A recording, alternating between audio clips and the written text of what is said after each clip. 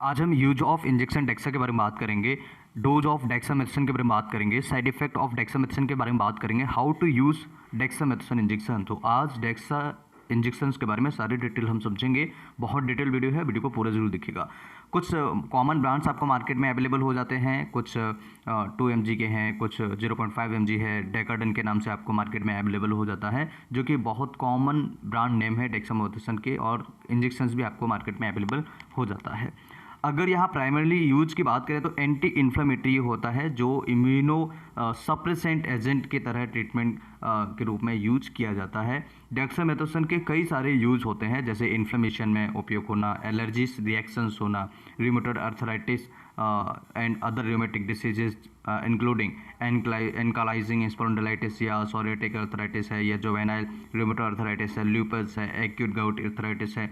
इस प्रकार से स्किन डिसीजेस में जैसे कि एटॉपिक डर्मेटाइटिस है, जिसे एक्जिमा के नाम से भी हम जानते हैं, या पेंग फिगस है, या सीवियर इरिथेमा मल्टीफॉर्म है, या जिसे हम स्टीवन जॉनसन सिंड्रोम के नाम से भी जानते हैं, या एक्सफोलिएटेड डर्मेटाइटिस है, या बोलस डर्मेटाइटिस है, या किसी पेशेंट को सीवियर सेवोरिक डर्मेटाइटिस है, या सीवियर सोरियासिस है, या माइकोसिस फंगोइड्स है किसी पेशेंट को। तो ऐसी स्थिति में डेक्सा इंजेक्शन का यूज किया जाता है। तो डेक्सा इंजेक्शन को एंटी इन्फ्लेमेटरी बेसिकली माना जाता है, और एलर्जिक रिएक्शन में इसका सबसे ज़्यादा यूज होता है। देन इसके बारे में बात करें, flare ups intestinal diseases such as ulcerative colitis में भी उपयोग किया जाता है। इसके अलावा flare ups of multiple sclerosis and myasthenia gravis में भी यूज किया जाता है। साथ ही साथ ये pre treatment of chemotherapy to reduce inflammation side effect for from cancer medications, यानी कि जो कैंसर मेडिकेशंस होते हैं उनके साइड इफेक्ट्स को भी कम करता है। साथ ही साथ सर्टेन ल्यूकेमिया एंड लिम्फोमास, कई प्रकार के ल्यूकेमिया होते हैं, कैंसर होते हैं, लिम्फोमास होते हैं, उनमें भी इसका ट्रीटमेंट किया जाता है। एड्रिनल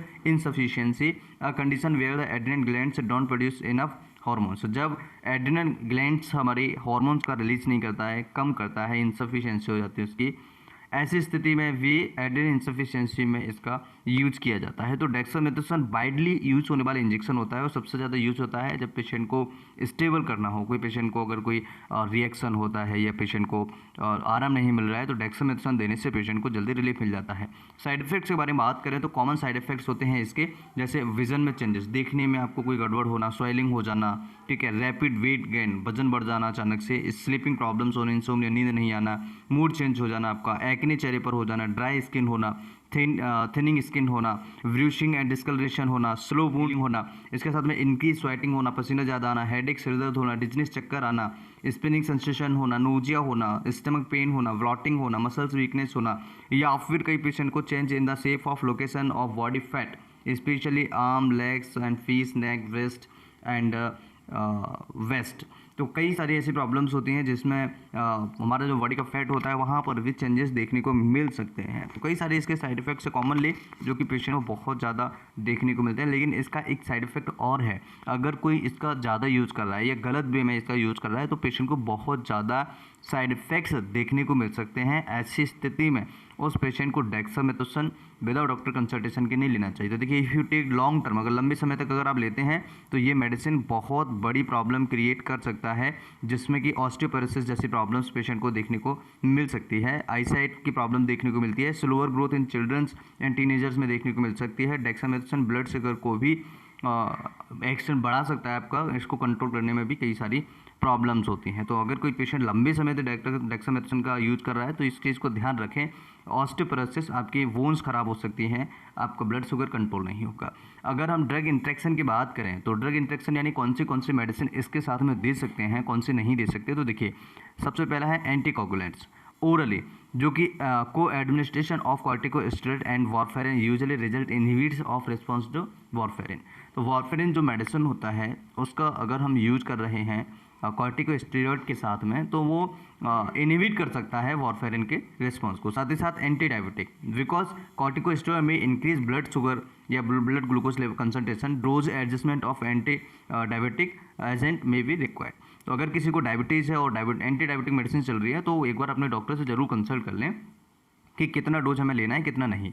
और साथ ही साथ एंटीबायोटिक जैसे macrolides, antibiotic have been reported to cause significant decrease corticosteroid clearance. तो अगर कोई पेशेंट मैक्रोलिड्स ले रहा है, एंटीबायोटिक्स ले रहा है, उसके साथ में डेक्सामेथासोन का यूज़ बड़ी सावधानी से करें। वहाँ पर भी आपको डिस्टर्बेंस हो सकता है, वहाँ पर भी पेशेंट को कई प्रॉब्लम्स होती हैं। मैक्रोलिड्स जो एंटीबायोटिक्स होते हैं उनकी अगर हम बात करें तो आपको हमें भी पता हो कि मैक्रोलिड्स एंटीबायोटिक कौन से होते हैं। अगर नहीं जानते हैं तो एक बार आपको ज़रूर इनके बारे में पढ़ना चाहिए और समझना चाहिए। मैं आपको एग्जांपल के तौर पे बता देता हूँ कि कौन से मैक्रोलिड्स होते हैं, जैसे एजिथ्रोमाइसिन्स है या क्लेरिथ्रोमाइसिन्स है, एरिथ्रोमाइसिन्स है, राइट। ये जो प्रकार के ड्रग होते हैं, मेडिसिन होती हैं, इन्हें हम मैक्रोलिड्स के नाम से जानते हैं।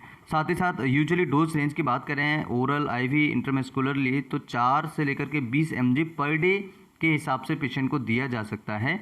लेकिन ऐसी स्थिति में क्या होता है कि पेशेंट को बहुत सारी प्रॉब्लम्स हो सकती है, कई सारी प्रॉब्लम्स का सामना करना पड़ सकता है पेशेंट को, राइट। और अगर डिवाइडेड डोज की बात करें तो 2 to 4 डिवाइडेड डोज पेशेंट को हम दे सकते हैं, राइट। हाई डोज अगर पेशेंट को देता है तो 0.4 से लेकर के 0.8 mg पर kg पर डे के हिसाब से यूजुअली 40 mg से एक्सीड नहीं होना चाहिए पर डे के हिसाब से, जो कि एक डॉक्टर की निगरानी में देना चाहिए। और इसका जो बेसिकली यूज होता है वो 0.75 mg के हिसाब से दिया जाता है। तो इसके डोज डिपेंड करता है कि प्रॉब्लम क्या है, कंडीशन क्या है, टोटली उसके ऊपर डिपेंड करता है पेशेंट को। अगर हम बात करें कि माउंटेन सिकनेस में कितने यूज करना चाहिए तो ओरल और आईएमडी 4 mg एवरी 6 आवर्स, यानी कि 4 mg एवरेज 6 घंटे 6 आवर्स में दे सकते हैं, continue until 24 hour after symptom resolve.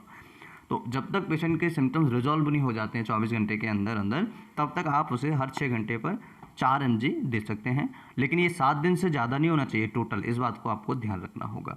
तो आज इस वीडियो में हमने डेक्सामेथासोन इंजेक्शन के यूजेस के बारे में समझा, what is the use of dexamethasone and what is side effect of dexamethasone and how to use dexamethasone injections के बारे में आज हमने समझा। टैबलेट के बारे में बात करें तो खाली पेट टैबलेट कभी नहीं लेना चाहिए, खाना खाने के बाद ही इसका टैबलेट लेना चाहिए, जो कि आपके डॉक्टर के द्वारा डोज डिसाइडेड होता है।